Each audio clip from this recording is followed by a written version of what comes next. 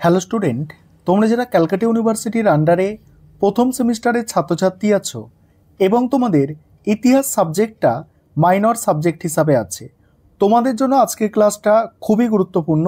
আজকের ক্লাসে তোমাদের 20 নম্বরের গুরুত্বপূর্ণ প্রশ্ন উত্তর নিয়ে আলোচনা করব। আশা রাখি তোমাদের 20 নম্বরের যে প্রশ্নগুলো পরীক্ষায় আসবে সমস্ত প্রশ্ন আজকের ক্লাস থেকেই তোমরা কমন পেয়ে যাবে। আর আজকে তোমাদের উত্তর সহ আলোচনা হচ্ছে। দেখো, প্রথম প্রশ্ন, প্রাচীন ভারতের ইতিহাস পুনর্নির্মাণে প্রত্নতাত্ত্বিক উপাদানের গুরুত্ব। অ্যান্সারটা দেখো, প্রাচীন ভারতের কোনো ইতিহাস গ্রন্থ রচিত হয়নি, তাই প্রাচীন ভারতের ইতিহাস জানার জন্য প্রত্নতাত্ত্বিক উপাদানের উপর নির্ভর করতে হয়। খনন কার্যের ফলে মাটির তলা থেকে যেসব নিদর্শন পাওয়া যায় সেগুলি প্রত্নতাত্ত্বিক উপাদান বলে। প্রত্নতাত্ত্বিক উপাদানগুলিকে মোটামুটি 3 ভাগে ভাগ করা যায়: লিপি, মুদ্রা, স্থাপত্য, ভাস্কর্য। দেখছো, নোটস এইরকম কোয়ালিটির লিখতে হবে, তবে তোমরা 20-র মধ্যে 18, 17 তবে এই নম্বরটা পাবে।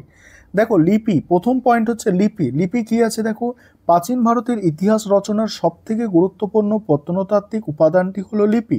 কারণ প্রাচীন ভারতের রাজারা তাদের কীর্তি কাহিনী, আদেশ উপদেশ ইত্যাদি পাহাড়ের গায়ে, পাথরের স্তম্ভে, তাম্য ফলকে খোদাই করে রাখতেন। ফলে ওই সব লিপি বা লেখ থেকে রাজাদের নাম, রাজত্বকাল, শাসন প্রণালী, রাজ্য বিজয় প্রভৃতি বহু বিষয়ে জানা যায়। লিপিকে দুভাগে ভাগ করা যেতে পারে: দেশীয় লিপি আর হচ্ছে বিদেশি লিপি। দেশীয় লিপি কি বলা হচ্ছে দেখো, ভারতের সবচেয়ে প্রাচীন দেশীয় লিপি হলো হরপ্পা সভ্যতার লিপি। তবে এই লিপি পাঠোদ্ধার করা সম্ভব হয়নি। মৌর্য সম্রাট অশোকের সময় ব্রাহ্মী ও খরষ্টিতে লেখা শিলালিপি ও স্তম্ভলিপিগুলি মৌর্য ইতিহাস জানতে নানাভাবে সাহায্য করে।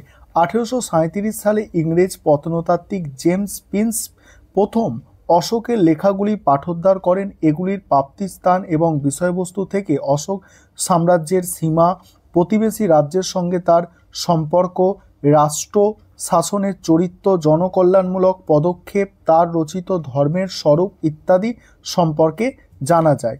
তারপরে কি বলা হচ্ছে দেখো, সমুদ্রগুপ্তের সভাকবি হরিসেনের এলাহাবাদ প্রশস্তি, দ্বিতীয় চন্দ্রগুপ্তের সভাকবি দেখো রবি সেনের এরান শিলালিপি, চালুক্য রাজা দ্বিতীয় পুলকেশীর আইহোল প্রশস্তি থেকে তাদের শাসন, রাজ্যজয় ও অন্যান্য কৃতিত্ব জানা যায়। এছাড়া ধর্মপালের খালিমপুরের তাম্রলিপি, সেন যুগের দেহপাড়া প্রশস্তি প্রভৃতি লেখকগুলি ভারতের অমূল্য সম্পদ। এবারে আছে দেশীয় লিপি। বিদেশি লিপি। ভারতের বাইরে বিভিন্ন স্থানে যেসব লিপি পাওয়া গেছে সেগুলি থেকে প্রাচীন ভারতের ইতিহাসের উপাদান ও বাণিজ্য বিস্তার সম্পর্কে জানা যায়। পশ্চিম এশিয়ার প্রাপ্ত দেখো বোঘোজকই শিলালিপি থেকে ভারতে আর্যদের আগমনের সময়কাল এবং ব্যাবিলন ও আসিরিয়ার সঙ্গে ভারতের সাংস্কৃতিক আদান প্রদান সম্পর্কে জানা যায়।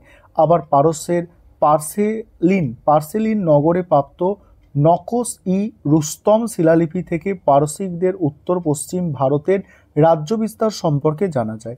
এবার আছে মুদ্রা।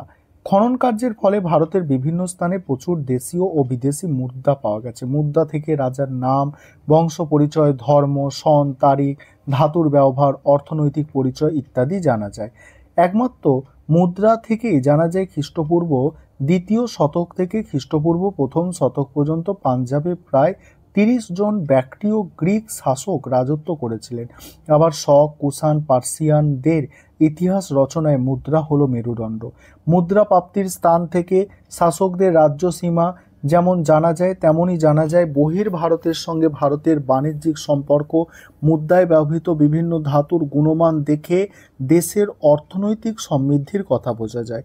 আবার মুদ্রার গুণগত মানের অবক্ষয় থেকে আর্থিক দুরবস্থার কথা বোঝা যায়। দক্ষিণ ভারত থেকে প্রাপ্ত রোমান মুদ্রা থেকে ভারত রোম বাণিজ্য সম্পর্কের কথা জানা যায়। ইতিহাসের একটি গুরুত্বপূর্ণ বিষয় হলো সময়কাল। মুদ্রা থেকে যেসব কাল জানা যায় তার মধ্যে উল্লেখযোগ্য হলো কনিষ্কের শকাব্দ, প্রথম চন্দ্রগুপ্তের গুপ্তাব্দ, হর্ষবর্ধনের হর্ষাব্দ প্রভৃতি। তারপর দেখো, মুদ্রা থেকে ইতিহাস জানা যায়, মুদ্রা থেকে ধর্মীয় ইতিহাস জানা যায়। কোনো কুষাণ রাজার মুদ্রায় বিষ ও শিব মূর্তি থাকায় অনুমান করা হয় যে কুষাণ রাজারা শৈব ছিলেন। প্রথম চন্দ্রগুপ্তের মুদ্রায় লক্ষ্মী দেবীর মূর্তি সমুদ্রগুপ্তের মুদ্রায় বিনা বাদানুরত মূর্তি থেকে ধর্মমত ও ব্যক্তিগত রুচিবোধ জানা যায়। সমুদ্রগুপ্তের অশ্বমেধ যজ্ঞ করে তার মুদ্রায় অশ্বের মূর্তি খোদাই করান। তারপর দেখো স্থাপত্য ভাস্কর্য। খনন কার্য চালিয়ে প্রাচীন ভারতের বহু স্থাপত্য ভাস্কর্যের গুরুত্ব অপরিহার্য। সিন্ধু নদের উপত্যকায় বিহারের সারনাথ, অজন্তা, ইলোরা গুহা মন্দির ও গুহাচিত্র, সাঁচি স্তূপ, বৌদ্ধ গয়ার মন্দির প্রভৃতি প্রাচীন ভারতের উন্নত স্থাপত্য ভাস্কর্য শিল্পের নিদর্শন। মূল্যায়ন। সুতরাং দেখা যাচ্ছে যে প্রাচীন ভারতের ইতিহাস রচনায় প্রত্নতাত্ত্বিক উপাদানের গুরুত্ব অতুলনীয়। তারপরে দেখো মধ্যযুগ থেকে লিখিত ইতিহাস পাওয়া গেলেও প্রত্নতাত্ত্বিককে একেবারে বাদ দেওয়া যায় না। প্রত্নতাত্ত্বিক আবিষ্কার থেকে অনেক সময় আমাদের প্রচলিত ধারণাকে পাল্টে দিয়েছে। প্রত্নতত্ত্বের সাহায্যে দেশের ইতিহাস রচিত হয়, তা বিজ্ঞান ভিত্তিক। এবারে আছে পরের প্রশ্ন, মোস্ট ইম্পর্টেন্ট। প্রথমেরটাও মোস্ট ইম্পর্টেন্ট ছিল, দ্বিতীয়টা আরও মোস্ট ইম্পর্টেন্ট। হরপ্পা সভ্যতার পতনের কারণ আলোচনা করো। এটা তোমাদের পরীক্ষায় তো আসবেই। হরপ্পা বা সিন্ধু সভ্যতা হলো প্রাচীন ভারতের নগরকেন্দ্রিক সভ্যতা। আনুমানিক 5000 বছর আগে বিকশিত হওয়া এই সভ্যতা আনুমানিক 1500 খ্রিস্টপূর্বাব্দ নাগাদ পতন ঘটে। হরপ্পা সভ্যতার পতনের পিছনে সঠিক কি কারণ ছিল তা নিয়ে ঐতিহাসিকদের মধ্যে মতপার্থক্য লক্ষ্য করা যায়। তবে খনন কার্যের ফলে প্রাপ্ত বিভিন্ন ঐতিহাসিক তথ্য বিশ্লেষণ করে অনুমান করা হয় যে কোনো একটি কারণে এই সভ্যতার পতন হয়নি। এই সভ্যতার পতনের পেছনে ছিল একাধিক কারণের সমাবেশ। সেগুলি কি? 1 নম্বর হচ্ছে নাগরিক জীবনের অবক্ষয়। তোমরা পয়েন্টটা দেখে নাও, নাগরিক জীবনের অবক্ষয়। তারপর দ্বিতীয় পয়েন্ট আছে ভূমিকম্প। পরের পয়েন্টগুলো আলোচনা করব, তার আগে যে বিষয়টা তোমাদের বলার আছে, তোমাদের জন্য স্টাডি মেটেরিয়াল তৈরি করা হয়েছে এই সাবজেক্টের। তোমরা যারা স্টাডি মেটেরিয়াল পারচেস করতে ইচ্ছুক আছো, নিচে স্ক্রিনে যে নম্বর দেখতে পাচ্ছ এই নম্বরে যোগাযোগ করে স্টাডি মেটেরিয়াল পারচেস করে নিতে পারো। তারপরে আছে দেখো জলবায়ুর পরিবর্তন। অনেক ঐতিহাসিক হরপ্পা সভ্যতার পতনের জন্য জলবায়ুর পরিবর্তনকে দায়ী করেছেন। তাদের মতে হরপ্পা নগর সভ্যতার সৃষ্টির সঙ্গে সঙ্গে ইট পোড়ানোর জন্য প্রয়োজনীয় কাঠের চাহিদা মেটাতে প্রচুর পরিমাণে গাছপালা কাটা হয়। এর ফলে সমগ্র অঞ্চলটি ধীরে ধীরে বৃক্ষহীন হয়ে পড়ে। ফলে বৃষ্টিপাতের পরিমাণ কমে যায়, মরুভূমির প্রসার লাভ করে এবং অঞ্চলটি মনুষ্য বসবাসের অনুপযোগী হয়ে ওঠে। নদীর গতিপথ পরিবর্তন। হরপ্পা সভ্যতার পতনের একটি সম্ভাব্য কারণ হলো নদীর গতিপথ পরিবর্তন। সিন্ধু নদের গতিপথ পরিবর্তনের ফলে জলপথ পরিবহনের মাধ্যম হিসাবে মহেঞ্জোদারো তার গুরুত্ব হারায়। কৃষিতে জলের অভাব দেখা দেয়, মানুষের দারিদ্রতা বৃদ্ধি পায়। শুধু সিন্ধুই নয়, সত্যুদ্র, যমুনা, সরস্বতী ইত্যাদি নদীগুলির গতিপথ পরিবর্তন হরপ্পা সভ্যতার পতনকে অনিবার্য করে তোলে। এবার হচ্ছে বন্যা। অনেক ঐতিহাসিক বন্যাকে হরপ্পা সভ্যতার পতনের প্রধান কারণ হিসাবে দায়ী করেছেন। তাদের মতে পলি জমে সিন্ধু সহ অন্যান্য নদীগর্ভ ভরাট হয়ে গেলে প্রতি বছর বর্ষায় শহরগুলিতে বন্যার সৃষ্টি হয়, কৃষিকাজ ও জনজীবন ক্ষতিগ্রস্ত হয়। এইভাবে বারবার বন্যার ফলে হরপ্পা সভ্যতার পতন ঘটে। তারপরে পরের পয়েন্ট হচ্ছে খরা। তারপরে আছে রক্ষণশীলতা। পরের পয়েন্ট হচ্ছে গৃহযুদ্ধ ও বৈদেশিক আক্রমণ। অনেক ঐতিহাসিক মনে করেন হরপ্পা সভ্যতার পতন ঘটেছিল গৃহযুদ্ধের মাধ্যমে, রক্তপাতের মধ্যে দিয়ে। মহেঞ্জোদারোর প্রাপ্ত স্তূপাকৃতি নরকঙ্কাল এবং একটি কুঠিরের ধারে সিঁড়ির ওপরে পাওয়া নারী কঙ্কাল থেকে অস্বাভাবিক মৃত্যু তথা গৃহযুদ্ধের স্বাক্ষর বহন করে। দেখো এই পয়েন্টটা তোমরা দেখে নাও। এবার তারপরে আছে মূল্যায়ন দিয়ে এটা শেষ করা হয়েছে আর কি। তারপরে প্রশ্ন, মোস্ট ইম্পর্টেন্ট প্রশ্নগুলোই এখানে আছে। মগধের উত্থানের কারণ। খ্রিস্টপূর্ব 6ষ্ঠ শতকে উত্তর ভারতে 16টি মহাজনপদের অস্তিত্ব ছিল। এই মহাজনপদগুলি একে অপরের সঙ্গে সংঘর্ষে লিপ্ত ছিল সর্বদা। অবশেষে আধিপত্যকে কেন্দ্র করে উত্তর ভারতের রাজনৈতিক ঐক্য প্রতিষ্ঠা হয়। কোনো একটি নির্দিষ্ট কারণে কিন্তু মগধ সর্বশক্তিমান হয়ে ওঠেনি। মহাজনপদগুলির মধ্যে মগধের উত্থানের পেছনে একাধিক কারণ বিদ্যমান ছিল।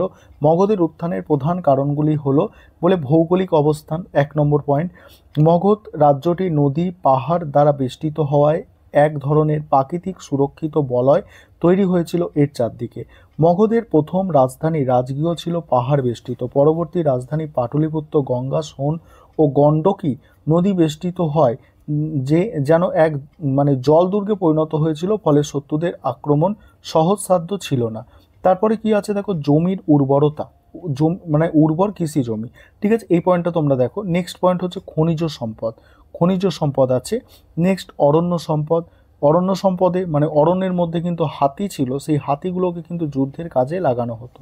সুযোগ্য নেতৃত্ব, ঠিক আছে, এখানে বিম্বিসার, অজাতশত্রু, মহাপদ্মানন্দ, চন্দ্রগুপ্ত মৌর্যের মতো শক্তিশালী বিচক্ষণ ব্যক্তিত্ব মগধে শাসন করেছিল। তারপরে আছে মিশ্র সংস্কৃতি, মানে বৈদেশিক বাণিজ্য, ভৌগোলিক দূরত্ব উপসংহার দিয়ে শেষ করা হয়েছে। এবারে পরের প্রশ্ন আছে, ভারতবর্ষে নব্যপ্রস্তর যুগ সম্পর্কে বিস্তারিত আলোচনা করো, বা নব্যপ্রস্তর যুগের বৈশিষ্ট্য বা নব্যপ্রস্তর যুগ টিকা এলে এটা তোমাদের কিন্তু লিখতে হবে। দেখো অ্যান্সারটা তোমরা দেখে নাও। প্রেক্ষাপট বা সময়কাল আছে প্রথমে, ভূমিকার পরে। তারপরে দেখো পয়েন্টগুলো আছে, দেখো দেখো পুরো মানে অ্যান্সারটা তোমরা দেখে নাও, আমি স্ক্রল করে যাচ্ছি, তোমরা অ্যান্সারটা দেখতে থাকো। আর অ্যান্সারটা দেখে নাও, তোমরা সম্পূর্ণ অ্যান্সারটা দেখো। এবং শেষে দেখো পরের প্রশ্ন কি আছে, যে ঋগ বৈদিক যুগের ধর্মীয় জীবন সম্পর্কে আলোচনা করো, বা ঋগ বৈদিক যুগের ধর্ম সম্পর্কে আলোচনা করো। এই প্রশ্নটা যদি আসে তখন এই অ্যান্সারটা কিভাবে তোমরা গুছিয়ে লিখবে দেখে নাও। আর আবারও বলছি, তোমাদের যাদের স্টাডি মেটেরিয়াল পারচেস করার দরকার আছে তোমরা যোগাযোগ করে স্টাডি মেটেরিয়াল পারচেস করে পড়তে পারো। তোমাদের 1 তারিখে পরীক্ষা আছে, আর একদিনও যদি তোমরা স্টাডি মেটেরিয়ালটা পড়ে নাও, আশা করি তোমাদের মানে পরীক্ষা দিতে আর কোনো সমস্যা হবে না, এমনভাবে গোছানো আছে। তোমরা দেখতেই পাচ্ছ নোটসের কোয়ালিটি কী আছে।